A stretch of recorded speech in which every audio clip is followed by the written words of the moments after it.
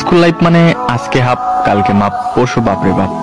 School life মানে বিরক্তিকর সাদা শার্ট আর সেলাই করা কালো প্যান্ট। স্কুল লাইফ মানে ব্যাগ ভর্তি মিথ্যা কথা। স্যার বাড়ির কাজ করছি কিন্তু খাতাটা ভুলে রেখেই আসছি। স্যার বিশ্বাস করেন গতকাল আমার পেটে ব্যথা ছিল তাই স্কুল আসতে পারিনি। সত্যি স্যার এটা আমার অভিভাবকের সাইন। স্কুল লাইফ মানে একদল হারামি বন্ধু। তখন প্রেম মানে বুঝতাম A+S।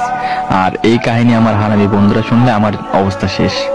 আর রবীন্দ্রনাথ যদি আমাদের তৈরি জাতীয় সঙ্গীত শুনতেন তাহলে নিজেকে নোবেল পাওয়ার অযোগ্য মনে করতেন। শপথ মানে নিজে অন্যায় করব, অন্যের অন্যায়কে প্রশ্রয় দেব।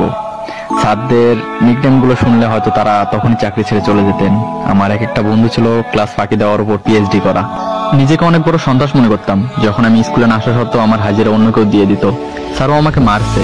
স্যার কিছু না বলার পরে তাকে মারার পরে পানিশমেন্ট হিসেবে কান ধরে দাঁড়িয়ে থাকা।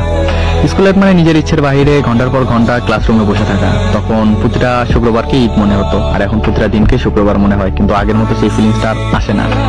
হ্যাঁ আমি মিস করি, অনেক মিস করি ফেলে আসা সেই স্কুল লাইফটাকে, বন্ধু নামক কলেজের ভাইগুলোকে আর শিক্ষক শিক্ষিকা নামক বাবা মাকে।